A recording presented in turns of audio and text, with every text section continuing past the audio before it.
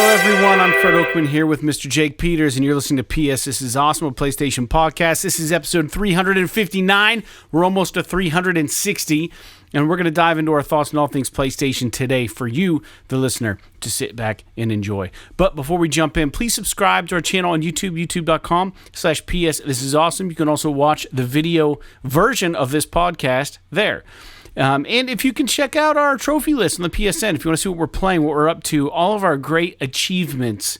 I shouldn't use that word because that's an Xbox word, but you understand what I'm saying. You can find me at anchorless_81 and Mr. Jake Peters at jakesaw01. And you can also write our show. Send your thoughts to psthisisawesome@gmail.com. Share the show with your friends, and don't forget to rate us.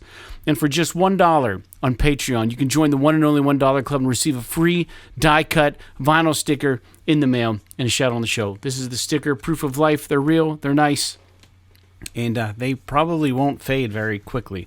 With that out of the way, you can gift our show by going to patreon.com/psthisisawesome/gift. So gift the podcast to a friend on Patreon and also support us at the same time. And we will also include a free sticker and a shout out for any gifts that we are made aware of. And remember, if you like the podcast and you do watch on YouTube, it does us a ton of good if you can like the video, comment on it, and subscribe to our channel on YouTube. That helps with engagement, and that helps the algorithm push our show to other people. It means a lot to us, so thank you very much. Now, with that out of the way, Jake, how are you doing on this snowy Monday evening? Yeah, it's been, there's been some weather going on I think we're making up for the fact that we've had, the last two winters have been ridiculously warm. Like, I think in the last 2 years combined, I plowed my driveway one time. And, yeah, we've gotten a ton of snow here recently. And I think in Friday night we got a lot. We got probably a foot at our house. Oh yeah, Friday we got the night. same, yeah. And so Saturday I was supposed to go into Meadville to watch my little cousin play hockey. So I spent all morning with the plow and the shovel, like cleaning everything up, and then I went into town and everything, and came back, and we got more snow Saturday night, so I ended up doing it all over again on Sunday, which, I don't necessarily mind doing, but it's right. like weird because the ground wasn't super cold, so a lot of the snow kind of melted a little bit on the bottom, so it created a lot of ice. I don't know if you've experienced this at all, but like I scraped the driveway off on Sunday because we got like another couple inches, and I kind of wish I hadn't, because it just exposed a ton of ice where the stuff that was kind of melting on the bottom the day before had frozen overnight. And I also noticed that literally all of my gutters are frozen solid, and like there's just icicles coming off the side of my house. And I was like, fuck, because I got new roof and gutters this year, so I'm thinking, is something wrong? Like, did something break? And then I drove around, and nope, literally every single person's house, the gutters are frozen, and there's like icicles coming off of their roof, which is not ideal. If like, obviously people have this romantic image of like house with icicles in the wintertime and shit, but that's actually kind of bad to have icicles coming off your house. So but other than that, I don't know, had a pretty good tame New Year. Sarah and I don't really celebrate New Year's, so last couple years we've actually been having her parents over to do like a belated Christmas celebration, just like making them dinner and kind of opening a few last minute gifts and things like that. Right. So we did that, and finished up my end of the year vacation, got started back up at work, which is always tough getting back. Being off for so long and then going back to work. I was working on a document today, and I swear to God I fucking forgot how to type. Like I'm like incapable of typing on a keyboard now. Yeah. And so I'm really like trying to get back into this swing of things, but other than that, I don't know. Just kind of surviving in the tundra. Okay. Yeah. Yeah. Dude, I got my 3D printer back up and running. Everything's good. Installed a new extruder into it. Re-leveled the bed. Printing. Doing Hero Quest. The group's coming up on the custom campaign I made, which is 4 quests long. So I've been fucking around with AI voice cloning, which is awesome. Super fucking weird and scary. There's all kinds of things with this that are like that make you just kind of have to be hesitant and be like, is this the world that we want to live in? For instance, you guys know I'm a big Darkest Dungeon fan, and I'll get into that later. I got some news to report on that, but the narrator, I thought that voice would be such a fucking rad voice for my Hero Quest campaign. You know, that big, low, boomy, fucking Edgar Allan Poe-ish, dark, grimy voice. And I'm like, I wonder, because voice cloning is a thing. Just upload an audio file of like 2 minutes of a voice, and then it does its best to figure out what that voice sounds like, and then you type whatever the fuck you want. It sounds like that voice. So I'm like, I don't know how well this is going to fucking work. So there was some like, and granted, you have to have a license to use other people's voice, I'm sure. But I wanted to try it. And I found this dude who does the Narrator Dungeon, Wayne Jude, whatever his name is. And I just wanted to see how well they could replicate this guy's epic voice. And they do a pretty good job. Now, when I do that, it's only available to me. It's not like the online community can go find that voice. You're not selling it, so Yeah. I don't know that it's Not selling it. illegal. It's personal use. And I wouldn't say it's illegal, but we're in a weird time now.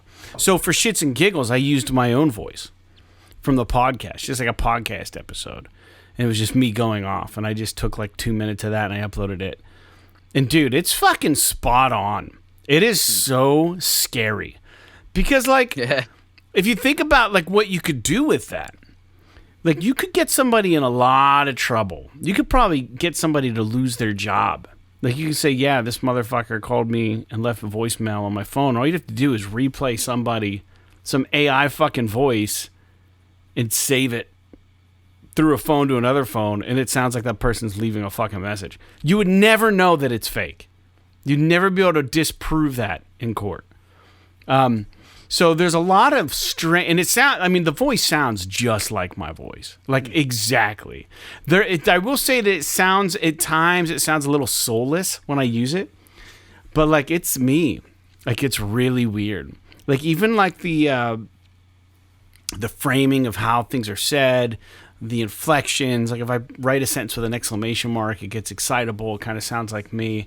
It's really the program. It's $10 a month, I believe, for what I'm using. Maybe it's $5 a month. I'm just using it to get, because when I do my campaign for my Hero Quest, I do all of the stuff where I would like do voice acting to paint the picture for the crew.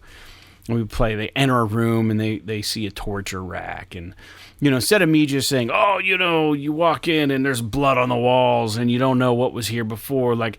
I go into my audio interface and I have like these really cool, and they have voices that you can use that if you're a subscriber, like one is called like old wizard or something. And it sounds like this old wizard. And, but then I go into Pixabay and I find all these royalty free sounds. So I'll find like sounds of gears cranking and I'll put like some royalty free, like dungeon crawling shit in the background. So now it's like this epic sounding tidbit in audio that I'll just cue on my iPhone when we play, and have a Bluetooth speaker hooked up, and they're more immersed. It's fun. So I've been doing a lot of that stuff. But yeah, the company or the site is called 11 Labs. And if you're interested in messing with that, you can test some stuff for free and use their voices. But to do the voice cloning, you have to pay a little bit. They're a really decent site. They're the forefront of this stuff, I would imagine. It's really quite ridiculous how accurate it is. And it's, like I said, there's a lot of things that I would imagine would have some real life. You can get yourself or somebody into some real hot water using the, I mean, this is like we just have to adjust the way that we live in this world. You know, not now the AI video. I'm seeing these AI videos of G.I. Joe. Somebody told some program to make an AI live action trailer for a G.I. Joe movie. And it's crazy. It's ridiculous. Like, it's funny, but it's also realistic in a strange and scary way. AI thinks what we want to see are like these really, like, it has like the men Cobra Troopers all decked out in blue, and they have the logos, and they're real it looks like real people, like a cinematic, and they're like shooting guns and shit, and it's like an advertisement for Cobra. And then it shows like the female Cobra Troopers, and they're really fucking heavy chested, and like they're blonde and beautiful, and like it's like, well, that's not really who would fight. And then it shows the G.I. Joe guys, and Duke is like the most handsome guy you'll ever see in real life. He like looks better than, like, some would say, like, I don't know, whoever, Brad Pitt or whatever. Like, he's like this fucking ripped guy. Flint looks really ripped, and like the G.I. Joe women are like really fucking conventionally beautiful. And this is what AI thinks that we want, because it just scours the internet for all this bullshit that we're just showing ourselves nonstop, and what sells and what people are clicking on. And it's so fucking weird. But it's this really nightmarish G.I. Joe trailer, which arguably looks better than any fucking G.I. Joe movie they've managed to make, sadly enough. But it's fucking wild, man. We're living in a time period where just like you can no longer trust what you're seeing on the internet at all. It's in hearing, it's weird. But anyways, I digress. But I've been dicking around with that stuff a little bit over the past week or two, and you're right about the weather, dude. The weather sucks. My new job requires me to drive, quite a ways away from where I was previously working. So I'm driving a lot. I didn't hope, we've had some mild winters. This winter has been very cold. And to your point about the ice and this stuff, like, dude, I've had this really nice snowblower now for years. And this is the first year I really needed it. And the first time I broke it out, it just fucking broke. It just quit working. And the rod, I guess maybe the axle or whatever that the fuck, what are the blades called on a snowblower? I can't remember what they're called. The impeller? Huh? The impeller? Whatever the blades are on it. Yeah. Mm-hmm. It's what keeps the blades level, because it connects on each side of the plow. Some reason that thing got jacked up. I must have hit something, and that bar fucking popped out of place. So I had to fucking put it back in place. And then I'm like, all right, well, it took, fucking an hour and a half, because it's not meant to come out. And I got it in there, and the blades all spin, and the pins are all working. And I'm like, all right, well, I'm going to fucking start this up. And then it just sounded like it was grinding gears. Like, it was really loud. And I was like, I don't know what the fuck happened to this. So I've been shoveling. Luckily, I don't have a huge driveway, but it's big enough. And when you get a foot of snow overnight, it's not fun to fucking shovel yourself out. And let me say one thing. That was Wednesday night, not this past Wednesday. It might have been the last Wednesday. Luckily, with my line of work, I'm able to work from home, and I'm scheduled to go to the office so many times out of a month, and scheduled to be in the office so many times. And I got a hold of my boss. I was like, hey, listen, I said, I'm going to be late because I got to shovel my ass out of this. Like, my snowblower broke. I wasn't expecting this. And she was like, I just work from home. It's fine. It's not a big deal. So awesome. But at the same time, shitty, because I was out there shoveling anyways. And at the end of everyone's driveway, we know that's where the heavy snow from all the plows and shit gets plowed up. And they don't fucking lift their plows when they drive past your driveways. It's like 8 a.m. on Thursday. I'm in my dress clothes because I still figured I'd be driving to work. So I'm out there in my dress clothes. I've got khakis on, and I'm just fucking trying to shovel. And there's a plow on my street. Did I lose you? Something happened. I think I might have lost Jacob. There he is. You there?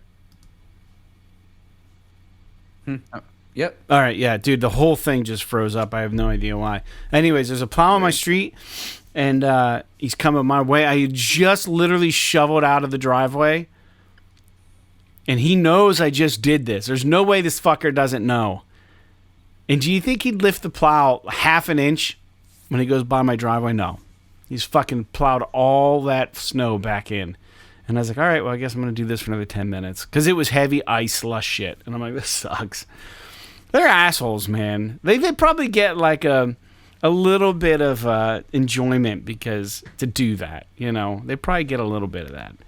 I don't know. I mean, there's nothing else they can do. They can't lift the plow? Up. Yeah, they because, can. No, because then they would not be plowing that section of road where your fucking driveway is. So, it's fucking 10 feet. So you would, but there is a driveway every 10 feet on your road. So how do you propose that happens? Well, they just lift. When I'm have a there. freaking dotted driveway. When I'm there watching, like, come on. It definitely sucks, but there really is nothing else for them to do unless they had like some sort of special tool that let them like that they could like put out to prevent it from going in your driveway or something. Well, they can do that because because, dude, when you use weed and feed on your lawn, the spreaders, there's like a little thing that you can do so it doesn't shoot out to the right. It's just a little fucking block that you can trigger, and it goes down. They could do that with a fucking plow. I'm pretty sure it's a little bit different when you're talking about hundreds of pounds of snow shooting off of a plow versus like, weed and feed. you know, like 30, little ounces of weed and feed. Yeah, you're probably right.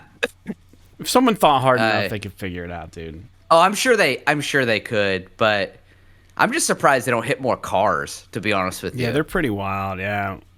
And people park like assholes on the streets, too, so that's got to be a pain.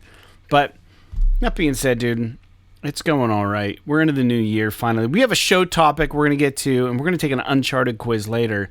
The show topic on today's episode is going to be our New Year's gaming resolutions, which is a good topic, Jake. Thanks for coming up with that. I haven't really given it any thought, but I'll just go off the top like I said. But let's talk about games we're playing. Every episode we talk about games that we're playing, and the audience at this point knows I have been hard at Darkest Dungeon 2. I'm going fucking all in. And I'm very, very pleased to announce that I have beaten the game. Oh, gosh. What a good feeling. Oh, jeez. This game is so good.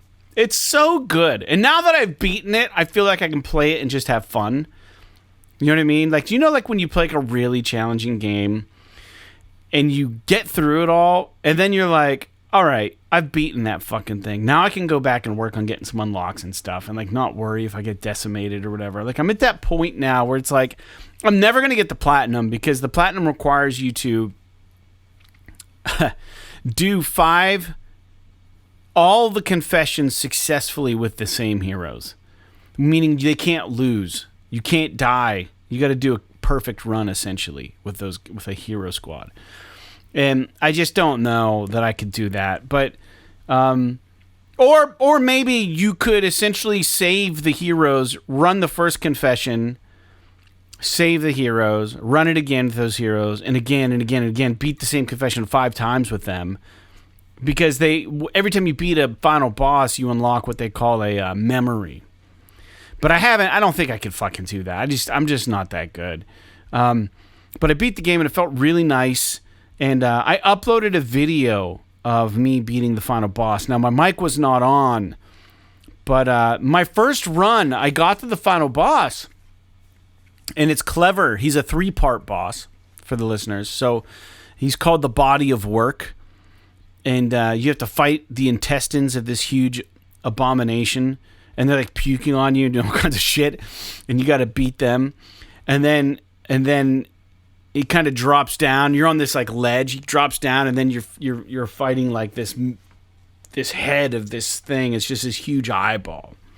And the third boss in Darkest Dungeon was called the Focus Fault, and the eyeball was a huge eyeball, and it was the hardest boss in the game because it would take all of your boons. It would just look at you. It had this move. It would look at you, and if you had all these buffs on your guys to try to beat him, it would just focus on your dude, steal all of his buffs and apply it to himself, and he would just fucking wreck you. So like you had to learn that you couldn't, and sometimes your characters would be synergized with one another by the time you got to them. And like if I, do a sword swing with one guy, the other guy gets like speed or something and he gets buffed, and then you're just fucked when you fight that boss. So like, so the second part of the body work is his eyeball, and you got to fight it. I beat it.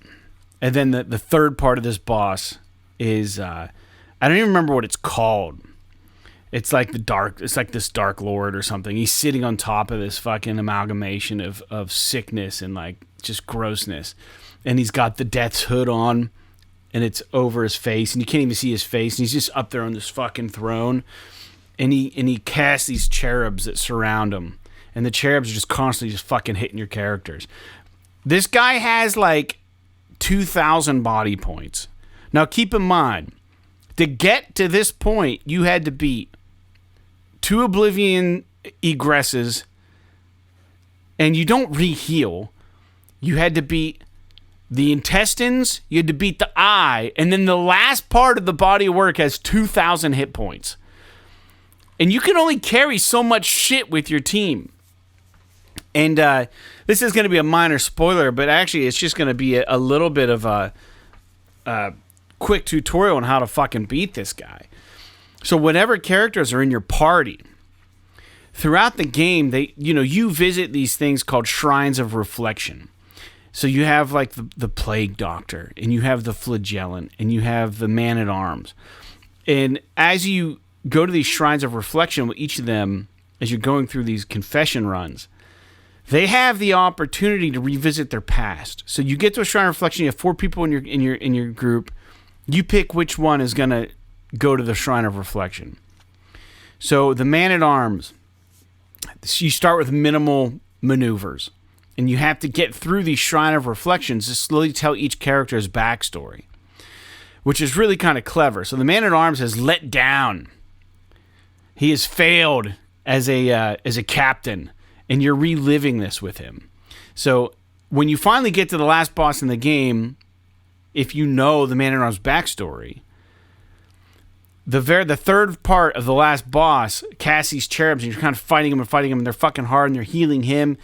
But if you get both the cherubs to die, the final boss, the third iteration, will cast this spell called Face Your Failure.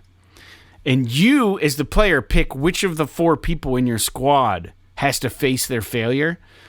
So, like, if I pick the Man-at-Arms, instead of a cherub, up comes a soldier that he used to, like, fucking command. And none of my other characters can do damage to the soldier. The Man-at-Arms has to fucking kill him. So, like, if I successfully kill this soldier, I get to hit the main boss guy for 200 fucking points. So, like, you get 1,000 off if you successfully face the failure of everybody in your party. So you only technically have to do 1,000 damage to this guy, but you have to mitigate the damage from the cherubs and time both their deaths so that they both die around the same time in the turn order, or else he'll make another cherub show up. So if one's low on health and one's dead, and it's the boss guy's turn, he'll just fucking cast another cherub. So now you have 1 low and 1 full health, and this one will die, and then he'll cast another fucking cherub. So you have to time it so you get both the cherubs out of the way, and he'll do the Face Your Failure trick. And then you got to fucking beat all that shit and maintain your health. My first run, I thought for sure I was going to beat it. And I had the enemy boss down to 130 points. And my guys are just rocking. They're dying every time they get hit. And then it's like a RNG roll, and it's like they're at death's door. And maybe they live, maybe they don't. And they live, and they live, and they live, and they live. And then eventually what happens is they both fucking died. The boss was down to like 130 health or whatever. And I'm like, are you fucking kidding me? Which means I don't just get to go fight the boss. I got to do the whole confession run again, which is 5 areas. Keep a group with good fucking relationship and get to the boss again and just fucking beat him somehow. And I'm just like, I'm not fucking playing this. I'm not fucking doing this again. And then I did. The next day, I'm like, fuck it. I'm going to try one more time. And my group wasn't as synergistic. There were some people that were pissed off at other people. They didn't have good relationships. And I got to the end, but I knew then on my second playthrough that I had to do the Face Your Failure thing. And just having that knowledge allowed me to beat the boss a little smoother. And I didn't have anybody die. So I would say the last boss is one of the easier bosses. Just getting to him and getting to that last part is probably tough. But bring lots of healing. Dude, I was so happy to fucking beat it. So I got to go back to Metro Awakening and play the VR Metro Awakening. But damn, it feels good to beat a game I love so much. Now I feel like I'm part of the crew. I pulled up on PSN trophies. And it was weird because I looked at how well Darkest Dungeon 2... Now, it was early access on Steam... And I looked up on the PSN trophies, and it's weird. So, Darkest Dungeon, I want to say, was that a PS Plus game at one point? I don't remember, but it wouldn't surprise me if it was, I guess I should say. So, it was also, yeah, it was on PS4 and PS Vita. So, Darkest Dungeon, according to PSN trophies, now, the only way they know that you own it is if you've gotten a trophy. Now, these games are arguably kind of tough, so I can see someone buying it and not even getting a trophy and just being, this isn't for me. But the first Darkest Dungeon, according to PSN Profile, says there are 59,045 owners of the game. First Darkest Dungeon. Darkest Dungeon 2, 1,261 owners. That can't be fucking right. That's a. What are you looking at? You looking at PSN Profiles? Yeah. Mm-hmm. Oh, that's just because that website only tracks people that have registered on PSN Profiles. So there's a bunch of people that are not. Shit, okay. Because then I looked up online and they were like, Darkest Dungeon 2 has sold like 700,000 copies at this point. Yeah. The game's wildly successful. It's got a huge fan base. And I don't know if you remember, but Red Hook was purchased. The studio behind it was purchased. It was bought by Behavior Interactive, and that's a Canadian video game studio. They acquired also Red Hook out of Vancouver, Red Hook, and Red Hook had a big Q&A, and they said that Behavior Interactive just made a situation. They said that they just want Red Hook to keep doing Darkest Dungeon the way that they do, and Red Hook was just like, it's just nice that we don't have to worry about being able to pay our people.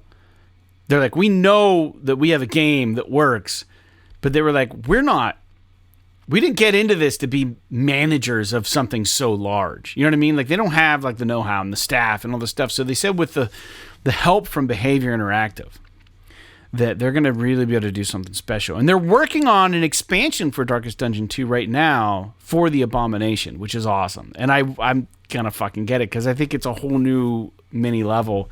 But Behavior Interactive is the largest Canadian gaming studio, and they have 1,300 employees, and they do the Dead by Daylight franchise.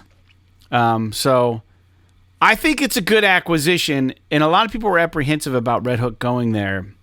But fuck, man, if they can make a third Darkest Dungeon and make it fucking dope. And then does this mean Darkest Dungeon characters are going to come to Dead by Daylight? I don't even play Dead by Daylight, but I could see the Highwayman fucking showing up, and that would be cool. And then does that mean maybe a Supermassive Games game that features a fucking Darkest Dungeon dude? Because they did. Why not just have Supermassive do a Until Dawn style game in the Darkest Dungeon universe? Oh, I think that fucking good. Because that's the thing, is that whenever I look at Darkest Dungeon, yeah, I'm interested in everything but the gameplay. Oh, dude. So like, so good. So I just, because it's just, those types of games are just not for me. But I am interested in like the art and the voice acting and the story, like just the atmosphere of it. It looks great. Dude. So if like they did something like a spin-off, that'd be rad. I mean, if there's any interest at all in Darkest Dungeon, they're both great games and very much different, but also still, both 1 and 2 are very, they've somehow found some sort of through line, probably with the artwork and the narration, but the games are so wildly different as far as how they play and how they work, the mechanisms in them.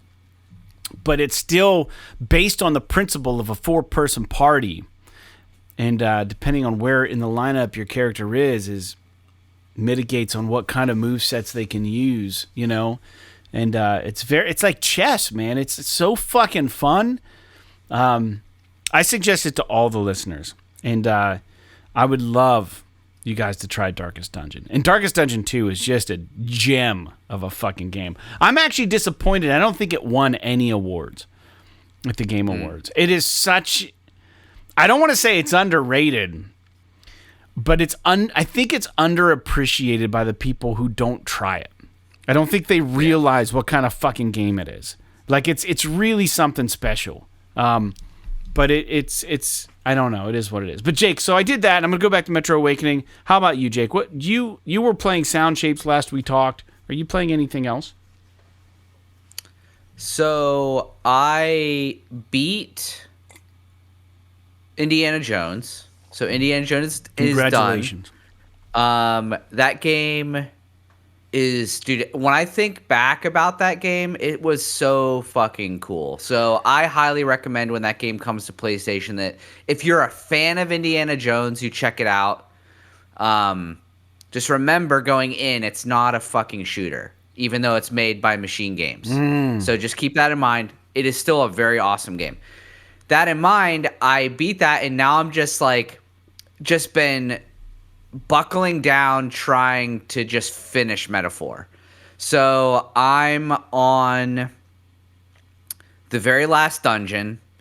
I just did there's like a part at the end of these Persona style games where like right before you do the last dungeon, you go around and you have like a special moment with all of the characters that you have maxed out your social links with.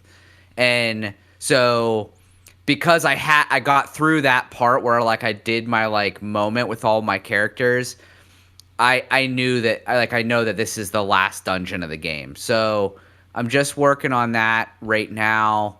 So I should be done with Darkest Dungeon in the or not Darkest Dungeon, fuck. What do you want to call it? Metaphor. Right. The next day or so. And then I don't know what to play next. I'm really kind of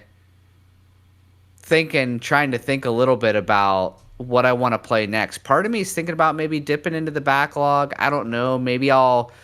Part of me's been thinking about maybe a game like Silent Hill 2 Remake or something. I'm not really sure. I'm really like unsure about what I'm gonna play next, but yeah, it's kind of where I'm at. Nothing special. Or nothing new, I guess I should say. Very good. Very good. Well, we don't have any listener feedback, but before we get into the topic, Jake, if you want to update that also, games we're playing with anything else specific, because I'm going to update the show notes with that. But I'm on, you guys know I like baseball. And there's this channel called Funny Baseball Memes. And a lot of these old baseball players had mullets, and they were really out of shape. And they looked like they were just cut from a different cloth. You know what I mean? They don't look like today's athletes. They've got like the fucking Macho Man glasses. You know, they're bigger dudes. They're always sweaty in their pictures. They were great ball players, but there was a dude named Jason Giambi. Might be Giambi even. I'm not even sure how to pronounce the last name, but he played for the Braves, I believe. And I was looking at this little meme they wrote up. I don't know how this little meme site speaks, how well it speaks to my sense of humor. But I'm going to read this. It's just a paragraph. And it's a fake situation, but they post a picture of Giambi. And Jake, I don't know if you can... Let me see if I can find it. You see that picture of him there sitting with his fucking... Oh, wait, hold on. There he is. That's like That's like a picture of him with his fucking glasses being a badass. So it says, Jason Giambi took a rented Mazda Miata down to the strip pits and buried it in a foot of mud within 10 minutes. No biggie, because he's got a case of Roman candles, a potato gun, and 20 cans of Aquanet, so he doesn't need to leave anytime soon. The humidity is higher than Cheech and Chong, and the water looks extra dirty today.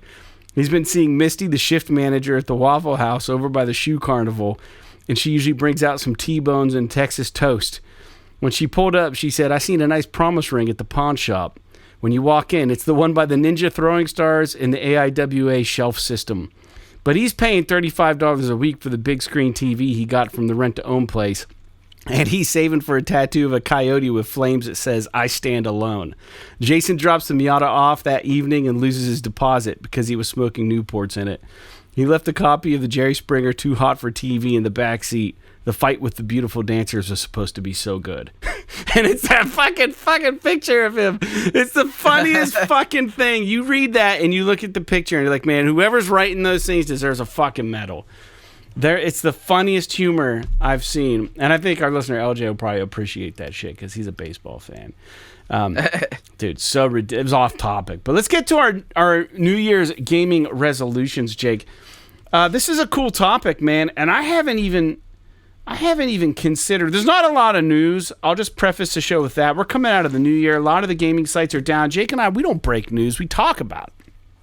So, not a lot to chat about. I'm glad I beat Darkest Dungeon so I could go off about that a little bit. But I like this topic, New Year's gaming resolutions. There's no qualifiers here, I think. I think we could probably just say whatever our goals are, maybe, with gaming this year. I've got a few things I can think of almost immediately, ranging from games that I know I need to play this year up to discipline with gaming. And I think that there is a game I really do want to finish, and that's Final Fantasy XVI or whatever the fuck game it was. I bought it. I wanted to play it. It's that medieval one with Clive. Oh yeah, 16. And I never beat it, and I don't know what pulled me away from it. If I'm being completely honest, I don't remember why I quit fucking playing that game. I just don't think my heart was in it. But I got really far, man. And I want to beat that game. So that's a gaming resolution for 2025 for myself. To get back into that. It wasn't hard to play. It wasn't a difficult game. I just want to jump back in and see how that story ends up. So that's one of mine. Jake, what about you? Let's go back and forth on a couple of these. Let's see. So I think for me, it's my first one is going to be to use my VR more. So like one of the things that I really want to do is play. Obviously, I would really like to finish Half-Life Alyx. If you've been listening to the show, you would know that I talked a lot of talk about how much I wanted to play that game. I've mentioned a million times over the past so many years how Half-Life 2 is still to this day one of my favorite games of all time. Yeah. And I started it, and I've played a lot of it, but I haven't finished it yet. And so I want to finish it. Another thing that I want to do is maybe get back into Gran Turismo a little bit. I bought that game Vertigo 2, and so I kind of want to get back into like playing that a little bit again since I have it. And then so for new games, I want to play. I want to get back in, or not get back into because I haven't played it yet, but I really want to check out Metro X, or not, whatever the one is. Awakening. You're playing. Awakening, yeah. So and it's actually on sale right now, so I'm thinking about just picking it up just to have it, so that I can play it whenever I get to it. And then the other one is like the obvious. It's kind of, there's no excuse that I haven't purchased it yet at this point. Is Resident Evil 4 Remake. Resident Evil 4 is, to me, the second best survival horror game of all time behind Dead Space. And so the fact that I haven't at least purchased it and played it in flat screen that's crazy mode is heinous. Not to mention the fact that I haven't played the VR version, which I've heard is incredible, especially after my kind of eye-opening experience with Village. Yeah. So for me, I really want to get back to playing a little bit more VR. And I'm not going to sit here and claim that, VR is going to be a regular go-to for me, but I want to just kind of clear some of these experiences maybe for the year. Maybe pick like not to be too ambitious, but maybe like 2 or 3 games, maybe 4 games, and say like, I'm just going to try and play these few games in 2025 in VR. That's a good resolution. I like that. Yeah, it's a great piece of hardware. Not talked about enough on PlayStation podcasts, not talked enough on PlayStation websites. And it's I think that would be a nice element for our show, too, for you to maybe engage a little bit more with VR2, and we can maybe have some more VR2 discussion on the show. You know what I'm really hoping with the success of Astrobot, that they port Rescue Mission to VR2. Yeah. Because, dude, there's no fucking way I'm getting out my PSVR 1 to do anything. Did you ever play Rescue Mission? No, I don't even own it. Man. So I've heard it's amazing. Yeah, and especially since I love Astrobot so much. So good. So I'd like to I really would like them to port that so I could play it. But the other thing is like they ported the Moss games and I haven't played those either. Oh, those are great. So I'd like to play those. Like there's so much, even though PSVR is limited compared to like, Quest or something like that. There's still so many games that I think I'd like to play. Yeah. Like they just didn't they just like remaster or remake Arizona that Sunshine. one first-person shooter? Yeah, Arizona Sunshine. Yeah. I haven't played that like, one. Obviously, The Saints Walking and Dead Sinners stuff is is supposed to be apparently good. really good. Yeah. So, I don't know. There's just a lot in the VR space that I'd like to do. One of the other things I've been thinking about doing is buying the PC version of Beat Saber so I could try out all of like the custom levels and shit like that are on the PC version. So that's just I guess to kind of distill it down, play my VR more. I like it. Is kind of where I'm at. I like it. All right. Well, I'll give you one more resolution of mine. I noticed that this year, I got a lot of gaming in, but I left a lot of games on the table. It was unlike me to start. It has historically been unlike me to start a game and not see it through. Now, I know with our streaming services and all this stuff, that's exactly what you're supposed to be doing. Try out a game. If you like it, great. Play it. If you don't, you didn't essentially lose anything. Move on to something else. But there have been games that I have purchased.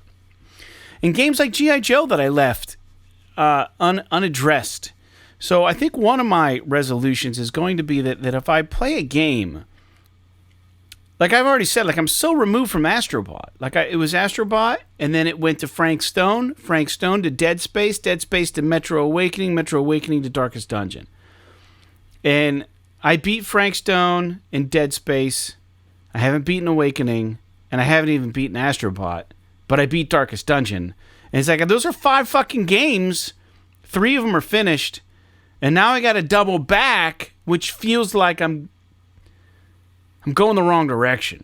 I like to feel momentum, so I think this year when I start a game, now Darkest Dungeon, that's understandable because that's a hard fucking. And to be fair, I started that and I left it and started something else, and then I have now gotten back to it and beaten it. But like, I want to be a little more tidy with my games, beat them, get what I want out of them.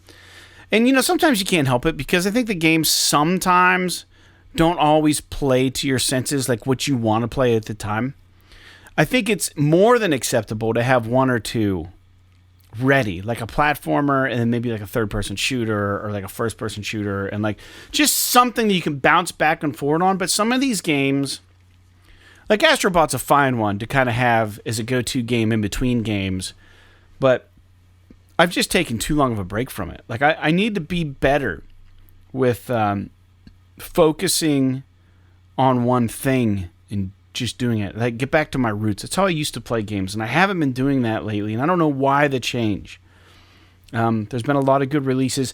We know Death Stranding 2's coming out this year probably, and man, that's a game I got to have a clean slate for. I want to be. You can't play Death Stranding 2 and walk away and come back to it.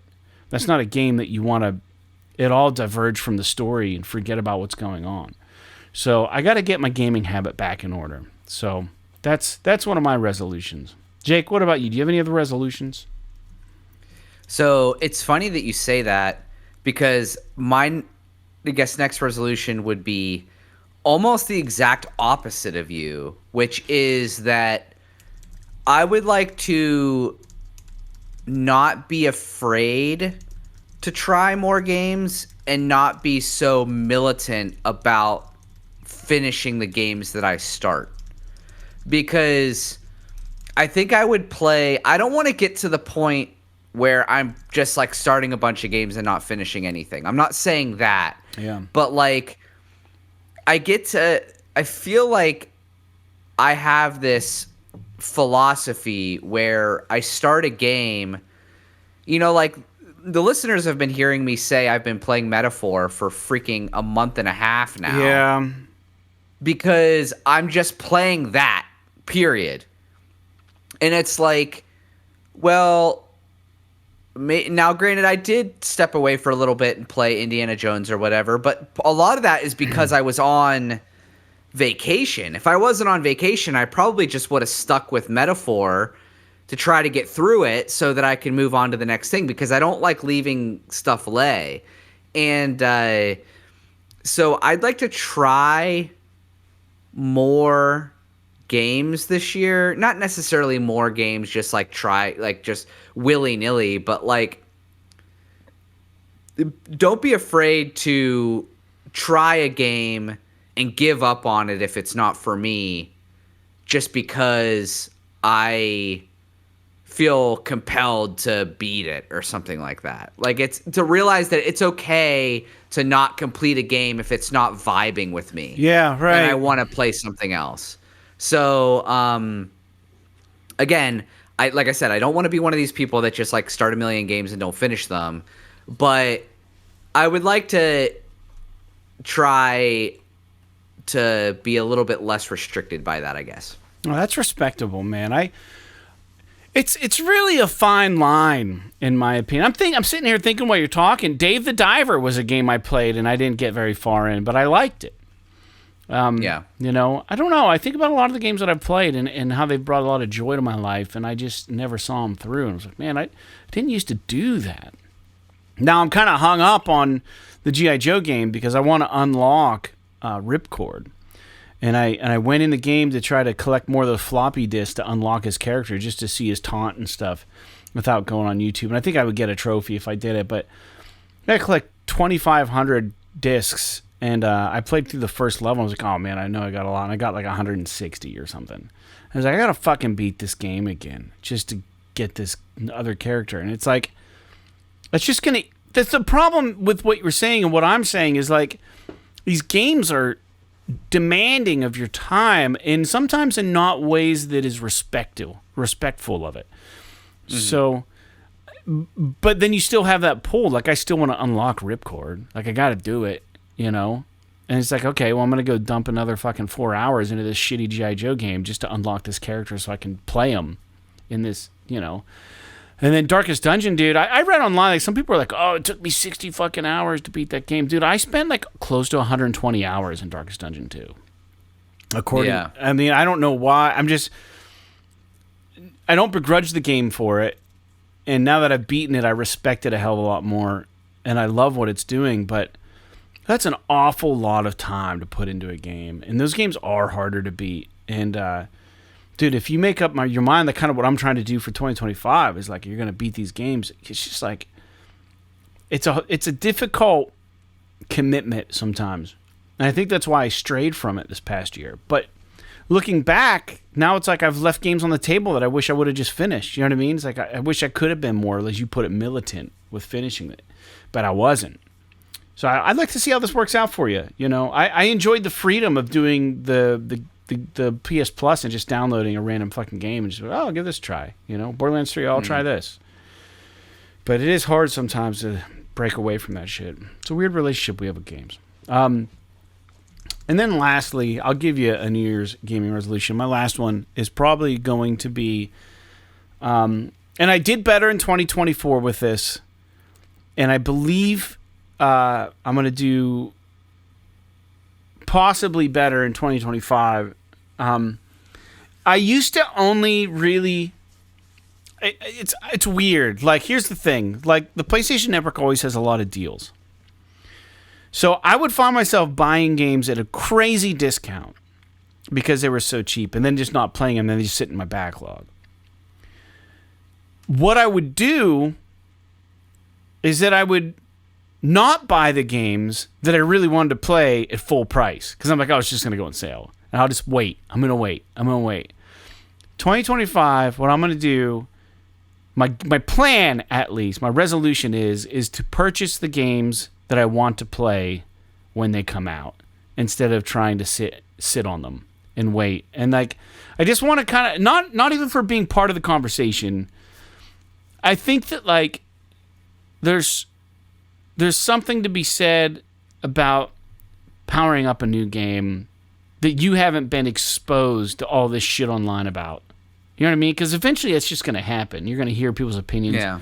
So, like, I kind of want to do that for my own sake and for my own joy of gaming, is have these more personal experiences with these newer games when they come out, instead of, you know, being blasted in the face when I do show notes about all these games that I want to play that I haven't played yet and people's opinions of them. So I think I'm going to try to pick them up when they come out. Now, that doesn't mean I'm going to pre-order shit. It doesn't mean that I'm not going to wait for a review to make sure the game's not broken. But I'm not going to wait 3 months to pick up the Death Stranding 2 game when it comes out. I'm not going to wait for forever to pick up Grand Theft Auto 6.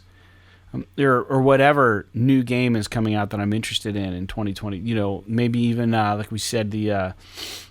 what was the Little Nightmares 3? That's a game I would typically wait. I'd be like, oh, you know, but I do like that franchise, and I should probably just pick it up when it comes out, dude. You know, I know it's going to go on sale in like 5 months, but I'll just pick it up when it comes out. We can experience it when it feels fresh. I don't know. Anyways, that's my last New Year's gaming resolution, I think, for 2025. Jake, do you have one last one to close out, or are you good? Yeah, no, and my last one here, and this will be a little bit quicker, I suppose, is I'd like to try a couple more indie games this year. And I say indie in quotes because that term has been kind of bastardized over the years. But, like, smaller, more boutique experiences. Like, the only one that I can think of off the top of my head that I played in 2024 was Animal Well. And I really enjoyed my time with that. So I'd like to try and I'd like to try and play a couple of more games like this in 2025. I know that Ninja Gaiden game is coming out this year. That sounds like something that I might be interested in, although I'm sure it's probably too hard for me. And there may be other games that I would be interested in. But I just there's so many games come out nowadays that, like, I could play nothing but AAA games. Yeah, right. And my time is completely full. So I would like to try and pepper in some of these smaller experiences, maybe as palate cleansers or whatever, and see if that just helps to, I don't want to say broaden my gaming horizons, but kind of push the boundaries of just, you know, not playing the same old AAA 70-hour freaking third-person whatchamacallit. Yeah. And maybe play like a 5 to 10 hour side scroller, or maybe an adventure game or something like that. I don't know. That's noble. I like the idea. Yeah, I just like to kind of maybe play some of these smaller games, support some of these smaller devs, and just kind of spread my wings a little bit, I suppose. Yeah. Well, good, man. I wish you well on your mission, I suppose. And we'll see, man. I don't know. I think that, like,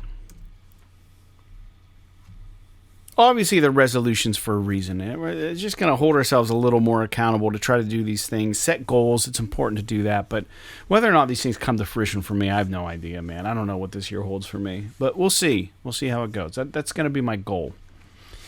But that out of the way, man, let's get into the news. We have some quick news for the show here, and the PS Plus games were announced for January. And I don't think this is a very strong offering, Jake, but maybe you can chime in a little bit on this. Suicide Squad Killed the Justice League. The Stanley Parable. Yeah, that's what I meant. Ultra Deluxe. Dude, it's late. I'm tired. Need for Speed Hot Pursuit Remastered. That might not be a bad choice. But out of those, I mean, I'm only curious about Suicide Squad Kill the Justice League because I know it got so much heat. I never play it. I don't think I'll ever download and play it, but not the strongest showing in January.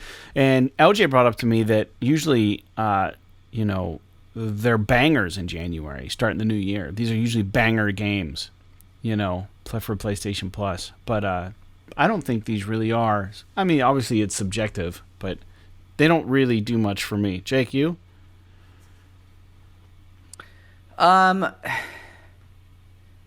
Of the three of those, Need for Speed Hot Pursuit Remastered is the one that interests me the most. Mm-hmm. I've heard the Stanley Parable is actually pretty good if you're interested in those type of walking sim sort of a puzzly adventure-y kind of games. And then, like you said, Suicide Squad, it's more of a morbid curiosity if I were to play that. I just don't know if I'm willing to download this massive game and just to fuck her. I don't know. I mean, I'm not going to sit here and claim that this is a bad month, but the only thing on here that I have any interest in is in Need for Speed, and that's just because those old games like Hot Pursuit and stuff were just so much fun. So as arcade racers. So yeah, I don't know. And like I said, Stanley Parable, I actually own it on PC, but I've never played it, but I've heard it's really good. But yeah, I don't know. Nothing here is really like exciting me. Yeah, that's what I figured. Same over here on my end. So in next news point, in unsurprising news, I couldn't pronounce the name, so I just left it out, but one of the co-CEOs of PlayStation assured gamers that the consoles are not going to disappear in the near future. They stated, quote, as of today, many PS4 games are being played, and the number of PS5 games is increasing rapidly. It is unlikely that this will suddenly change tomorrow, so there is no doubt the home video game consoles will remain at the center of our business for some time, end quote. So, I mean, this doesn't really come as a surprise to me. I mean, I think this has been the fear-mongering in the video game industry. Is just like, oh, consoles are going to be obsoleted, man. Way of the dinosaur. I don't know, man. There's so much money in this market that, like, we haven't even gotten rid of physical media yet. You can still buy DVDs at Walmart. So, I mean, like, I don't think that consoles are anywhere near being eradicated. Maybe the function of the console is going to change from how we know it today, but you're still going to want to buy a thing to hook up to play, unless TVs become computers, that just have consoles baked right in. I just don't imagine the consoles are going to go anywhere. So this is unsurprising to me. Jake, do you have anything you'd like to speak on to this? The only thing I think that could potentially kill the console market is if we get into the future and streaming technology has gotten so good that you can literally just have a controller with your smart TV. Yeah. And you don't need a console in your house. Mm-hmm. That could potentially kill the console market, but I think that the reliance on internet connections and things like that, people are always going to want to have something that they can play locally. You're damn right. And so yeah, whether it's a handheld or a TV-based console, I think that something in that market is going to exist in perpetuity, at least for the next, I don't know, 30 years. Yeah. I have a hard time believing that it's going to be like cloud only within that time period. Right. I agree completely, man. Well, let's move on to the next news point. I forgot that this was even happening, and I just wanted to bring this up. So everybody's excited to see Death Stranding 2 in 2025. That's the anticipated release date. However, Kojima Productions is experiencing some setbacks due to the SAG-AFTRA strikes, which are continuing now into 2025. So it's clear based on a post Kojima made on New Year's Eve that there was progress being made on Death Stranding 2, and it had been going along pretty well, which it's also called Death Stranding 2 on the Beach. However, it's hard to say, Jake, how the strikes will or will not affect the projected 2025 release of this game. Not to mention production of Kojima Productions' other game that was announced called Fizzant. So, I mean, this isn't just affecting Kojima Productions, but it is affecting a lot of studios, and we know that this game is actively in development. And is it possibly going to push the release date to 2026 for this? I don't know. So we don't have a firm release date. What do you think about this strike? Do you think that this strike is going to really affect the release windows for games right now in 2025 moving into it if they don't get this sorted out? I mean, sure, but it's only gonna affect. I would think that it would only affect games in like the first half of their development cycle, because usually most of the mocap and voice acting is done early, to my understanding. So, and that would be, obviously the SAG-AFTRA people involved would be the actors. Yeah. So I would think, like, it surprises me that SAG-AFTRA being on strike would affect Death Stranding, unless this is like they're recording pickups and stuff for things that they added in late or something like that. But again, not an expert on game development. I'm not claiming to know the way that every game is developed or whatever. But yeah, I don't know. Like, I could see this being a midterm issue where it's like maybe in a couple years we'll see this kind of really starting to push things. But I think most of the games that this is going to affect, we probably don't even have release dates for anyway. So it's interesting that, like, part of me wonders if Kojima is using this as like a preemptive excuse if their game needs to be pushed. Yeah. And like, that's a bit cynical, obviously, but well, he's saying they made progress on it. He's not saying that like it caused problem. Right. So we'll just have to see. I mean, hopefully it comes out this year. I'd be definitely interested to play it. Yeah. But I don't know. I mean, I have a hard time believing he's lying, but not intentionally. I'm curious lying. How much. Yeah. I'm curious how much of an impact it actually had. Yeah. I guess I'm saying. I don't know. I just wonder what the kind of impact this is going to have on anything. Yeah. I think you're on the money there. I just you kind of have to ebb and flow with the way things constantly evolve and change in the industry. And if it affects Windows, then it affects Windows. And if it doesn't, it doesn't. It's a very complicated thing, I would imagine, developing and releasing a game. And then you're dealing with the unions, and you're dealing with production. And then there's just so much. And then Windows, and who knows when GTA 6 is going to come out. And then everyone's going to have to fucking shy away from that release date. So this could be a little 4D chess where Kojima might be not wanting to compete with GTA 6, and he's waiting for that release to come out, and then maybe you could fall back. Well, because of the strike, we didn't, I don't know, man. But it is a curious thing. So anyways, let's move on to the next news point.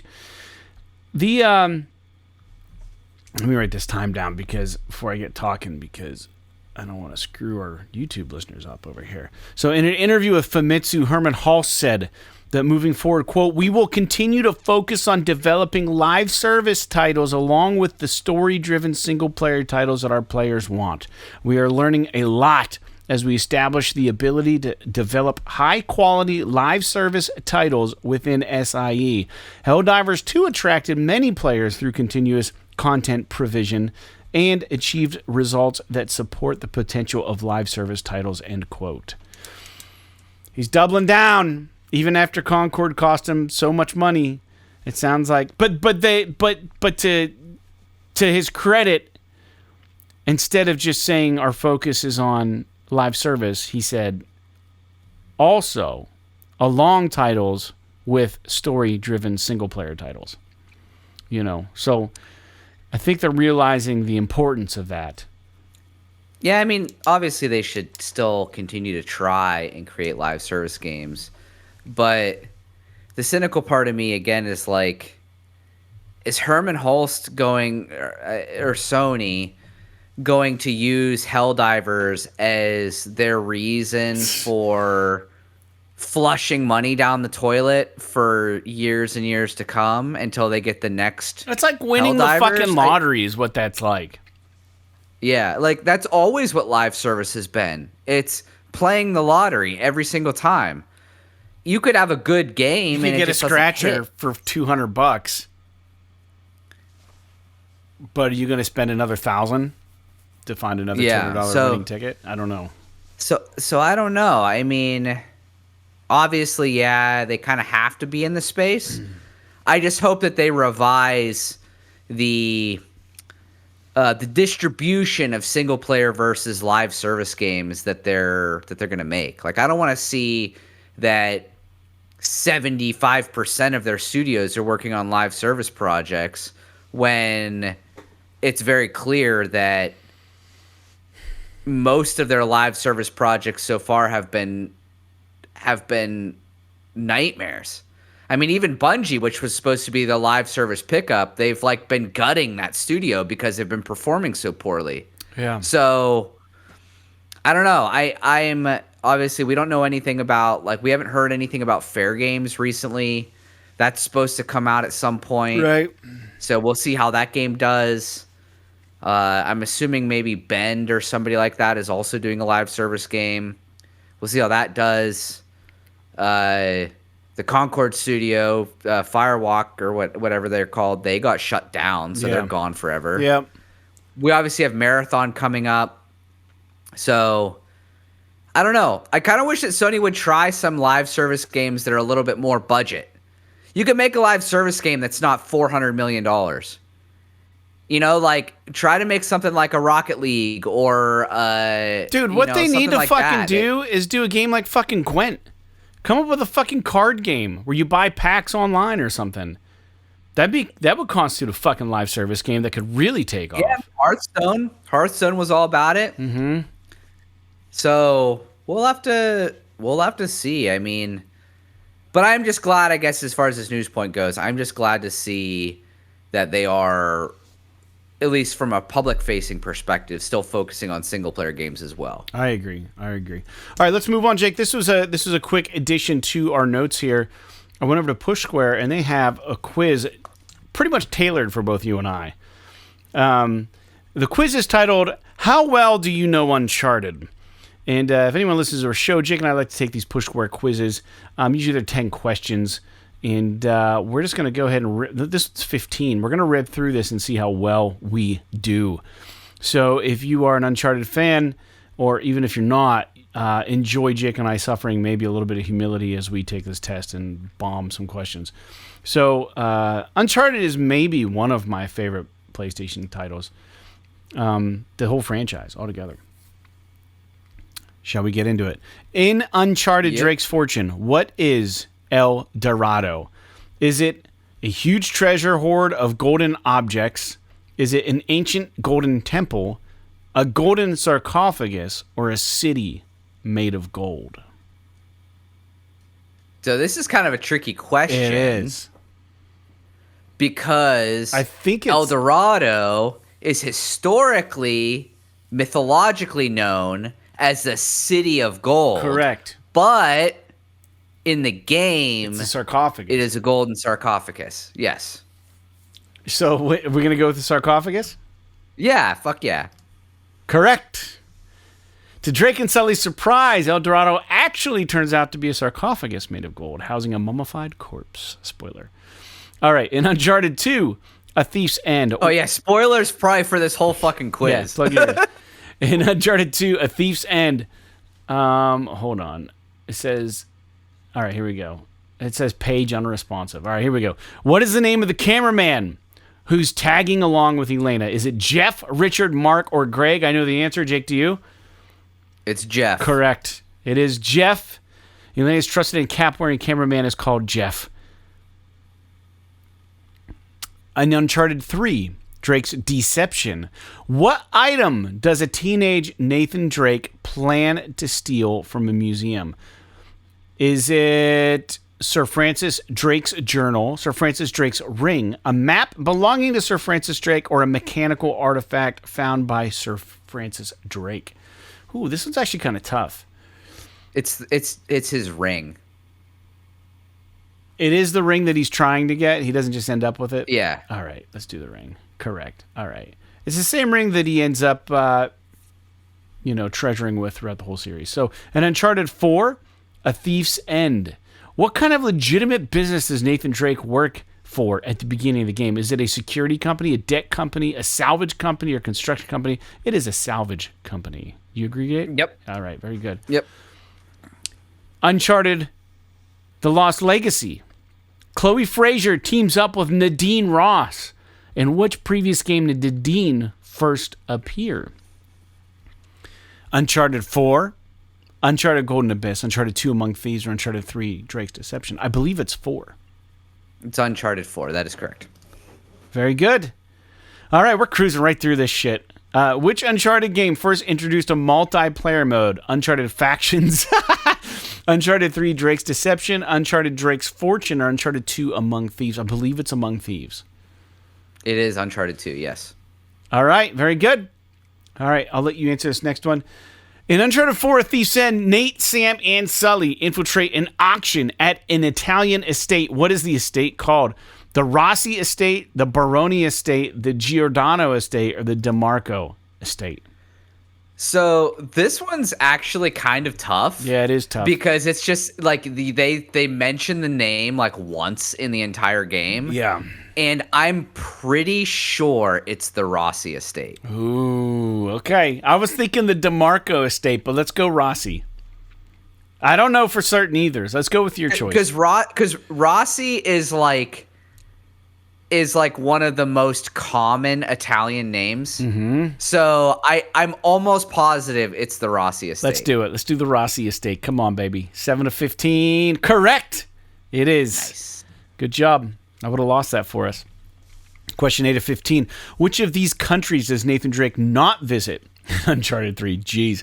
Syria, France, Portugal, or England? I know he goes to England. That's where he meets Cutter. That's where Cutter's involved. Yep. France, I'm not sure. There's that whole desert shit. I think that's Syria. Isn't France where you do that graveyard section? There's like a graveyard section where you go into like a crypt on like a... Oh, yeah, you're right. It's where the whole car chase scene happens. I'm pretty sure it's Portugal is the answer. We're going to go Portugal. Correct. Haha, fuck yeah. Question 9 of 15. We're batting 100% here. Which PlayStation studio developed Uncharted Golden Abyss on the Vita? This is easy. The answers are Media Molecule, Bend Studio, Guerrilla Games, or Naughty Dog. This is the only Uncharted game not to be developed by Naughty Dog, and it was Bend Studio. It is Bend. That should be one of my New Year's resolutions, is to finish Golden Abyss on Vita, because I've never finished it. It's good. All right, 10 of 15. We have 5 more questions to go. When Nathan Drake is arrested near the beginning of Uncharted 2 Among Thieves, how long does he spend in jail before Sully bails him out? Oh, gosh. This is a crazy deep cut. Is it 3 months, 7 days, 2 weeks, or 1 year? It's not a year. I'm pretty sure it's 3 months. Yeah, I'm going to go 3 months in a blah, blah, blah jail. I think there's a saying, like, I spent 3 months in a Pandemonium jail or something like that. Correct. Nice. Nice. Question 11 of 15. 4 left. What is the unfortunate fate of Eddie Raha in Uncharted Drake's Fortune? He's shot and killed by antagonist Antok Navarro. He triggers an old trap and is crushed. He's caught in an explosion caused by a crashed vehicle, or he's pulled into a pit by one of the cursed creatures. I know the answer to this. Jake? The last one. He's caught and pulled into a pit. Correct. He's pulled into a pit by a cursed creature or whatever. Yeah, he and Nathan are fighting the abominations off, and Eddie doesn't make it. Uncharted 4, A Thief's End launched in 2016. In what year did Uncharted the Nathan Drake Collection release, bringing the first 3 games to PS4? Well, 2016 was when Uncharted 4 came out. It would have been before Uncharted 4, but I don't know that it was in the same year. So the options are 2014, 2015, 2016, or 2017. This is actually a really hard question. I want to say it was because the collection, I think, had ramped up specs. Like they did something for it. I want to say it might be 2016. I think it's a question, but it very probably I don't think it was 2015. I don't think it was. I think it was before that, because in 2016, because the Nathan Drake collection was kind of a big deal because it fixed a lot of what we wanted to be fixed in the Uncharted games, like the grenade aiming and shit. The grenade controls. It like up-spec'd everything for PS4. So it was and because those games are so popular, it was kind of a big release. And I don't think it was in the same year as Uncharted 4, because Uncharted 4, I'm pretty sure, released like in May or something. Then it would make probably 2014 then, dude. Because Naughty Dog. You think it was that early? I don't know. I just because The Last of Us was 20. Because don't you remember The Last of Us was 2013, and they released The Last of Us Remastered in 2014, early 2014. So maybe 2015. You think they turned around? I was gonna say, you think they turned around and released Uncharted the same year as Last of Us Remastered? So I don't know. Let's go 2015. I think is I'm not confident, but we got it. Nice. And what we forgot to mention, Blue Point Games did this. It wasn't Naughty Dog. Oh, that's right. It wasn't Naughty Dog. Yeah. All right. That's why I think it was causing confusion. It's like, how the fuck did Naughty Dog pull this off? Well, they didn't. Question 13 of 15, which of the 4 main Uncharted games has the highest overall critic score in Metacritic? Is it 2, Among Thieves, Drake's Fortune, Uncharted 3, Drake's Deception, or Uncharted 4, A Thief's End? It's probably 2. I will say that the answer to the question is Uncharted 2, and I think that the fact that it is the highest Metacritic score is wrong. Because I personally think Uncharted 3 is a better game. I do too. But I believe that Uncharted 2 is a much more beloved game in terms of like when it was released, how much of an impact it had, how crazy it was. I think Uncharted 2 is the answer to this question. I'm going 2. But I prefer Uncharted 3. I did too, and I didn't like 3 as much. So here's what happened with me with Uncharted. I played the first one, mind blown. Played the second one, mind blown. Played the third one, I was like, it's not as good as 2. Played the fourth one, didn't really do what I wanted it to do. It was good, but then I played the third one again. I was like, wow, the third one's fucking amazing. And then I replayed 4, and 4's fucking fantastic. So, like, when I go back a second time, these games are always better than my initial impression. But I do think 3 was better than 2. But let's pick Uncharted 2, Among Thieves. Correct, Jake. Lost Legacy is a score of 84. Golden Abyss has a score of 80. Drake's Deception, a 92. A Thief's End, 93. And a 96 for Among Thieves. All great. Fantastic scores. Question 14 of 15, 2 left. Which Uncharted game? I can't believe Uncharted 4 scored higher than Uncharted 3. That seems crazy to me. Uncharted 3 is so good. Uncharted 4 is a great game, but as an Uncharted game, personally, I don't think it's as good as Uncharted 3. Technically, it's a better game. Like in terms of like its technical prowess, I think it's a better game because it's a lot more cinematic. There's a lot more technical fidelity. But There's story, a lot more camp, the vibe of Uncharted. Gameplay wise, yeah, I don't know. I like Uncharted 3 better, but we don't have to have this conversation. So I'll also say there was not nearly enough Sully in Uncharted 4. So there's that Correct. too. Not even fucking close. I didn't to like I like Troy Baker, but I didn't like Sam that much as a character. Yeah. They could have just made a Sully at fucking Journey. Anyways, it doesn't matter. Yeah. Question 14 to 15. Which Uncharted game contains the most collectible treasures? Are you kidding me? It's got to be 4, probably. Uncharted Drake's Fortune, Uncharted 3 Drake's Deception, Uncharted 2 Among Thieves, or Uncharted 4 A Thief's End. It's probably 4, because I think they keep, like, every one they added more treasures I'm gonna for you go to find. 4. Correct. Thief's End has 109 treasures, but not by much, because Uncharted 2 and 3 have 101 treasures. So 8 more treasures. Which of these phobias does Charlie Cutter suffer from? Acrophobia, fear of heights. Claustrophobia, fear of confined spaces. Nyctophobia, fear of the dark. Or arachnophobia, fear of spiders. It's claustrophobia, I believe. That sounds right, although I'm not. Because there's a certain, couple honestly. scenes where you got to squeeze through stuff, and he's like, I can't do it. Guys, I can't do it. And Nathan Drake said, come on, just fucking go. It's up. He's like telling him, like, you can do it. Oh, yeah. You can do it, Cutter. And he's like, oh, I don't know. I'm going to die in here. Claustrophobia, correct. We got a 15 out of 15 on the Uncharted quiz. That was not pre-rehearsed. So, hell yeah. We did very, very well. Good job, Jake. That was a fun one to do. That was a very fun one to do.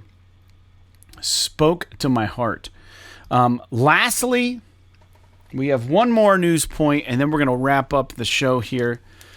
And this is applicable to today only, and it's probably not even going to affect our listeners until after the fact. But I forgot that what is it called? What is it? CES, Consumer Electronics Show? Yeah, thank you. Is going on right now. And Sony has their presentation today, Monday the 6th at 8 p.m. And 11 minutes from now. Yeah, 11 minutes from we're in real time recording the show. So you're not going to get this news until it's after the fact. And I think the rumors are going around saying that you don't expect to see anything. It's going to be probably all about the PS Pro, PS5 Pro, and all this bullshit. Probably like Bravia TVs and stuff, because it's not a game-centric right trade show. So, but they'll probably bring up the PS5 Pro. That's probably the only fucking Sony stuff they're probably going to. PlayStation stuff they're going to touch. It would be my guess if they touch anything, because they want to sell them. Yeah. All right. Well, anywho, that's it for today's show. And I appreciate you guys listening to the podcast every week. Hope you guys had a really nice, safe New Year's. There were some tragedies out there. Hopefully everybody's safe and everybody's doing okay. And, let's kick this year off right. Let's do it right. Let's hit the reset button. Let's get some good games. Let's spend some time with family, friends, loved ones, and have a good 2025 and stay warm. And we'll be back next week with episode 360. This is episode 359 of PS This Is Awesome, We're a PlayStation Podcast. Make sure to like, subscribe, and comment on the YouTube video. And thanks for being with us today. And we'll be back another time. Jake, do you have anything you'd like to say before we leave? Well, the one thing is just kind of like a quick aside is that like Facebook has been feeding me tons and tons of skate videos recently. That's cool. Which I love skate videos, so this doesn't really bug me at all. And that's probably why I keep getting fed them, because I keep watching them. But I didn't realize, dude, there are all these freaking like 10-year-olds dominating the X Games right now. That's like, cool. Have you seen these videos of No. these like 10-year-old vert riders? No. There was I think it was just this past summer maybe, that it was like a 10-year-old or a 12-year-old or something did like 3 900s in a row on a vert ramp. Yeah, that's awesome. Which is like, dude, you remember when we were younger and Tony Hawk did the first 900 in competition? Yeah, it was like literally this like sport defining moment It was like when Travis Pastrana did the first backflip on a motocross bike. It was like these things that we experience, and now it's like it's commonplace. Inconsequential. 10-year-olds are doing it. Right. Yeah, it's so crazy. Dude, it's like music too. Sports evolved. It's like music, man. Everybody's a fucking musical savant. A wizard. Everybody. Yeah, man. Dude, YouTube and TikTok and all these things have made people so unbelievably talented way before they normally would be. And there's nothing wrong with it. I mean, it's freaking crazy. But like, I even experienced it watching my little cousin's hockey game on Saturday. These kids are freaking 11 years old, and they can already pass the puck and stick handle like way better than I ever could at 11 years old. Yeah. And it's all because, you know, they're not hitting, and they're watching all these videos on stick handling and all these guys that have all these trick shot videos and dipsy doodles and all this crazy shit. It's pretty crazy how the world has evolved. Well, sports access and to education through the internet is just ridiculous. And I don't mean education in a formal sense. I mean in a YouTube sense, man. You can literally learn any fucking thing.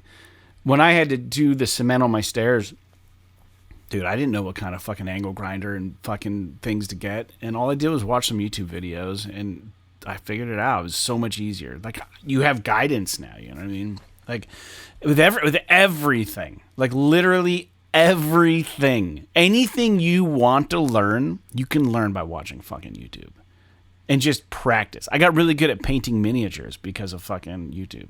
I started off, I wasn't great at it. Now I'm fucking pretty damn good at it. And it's weird. It's just discipline, practice, education, being a sponge, and just soaking up the things that you want to learn, man, the things that interest you.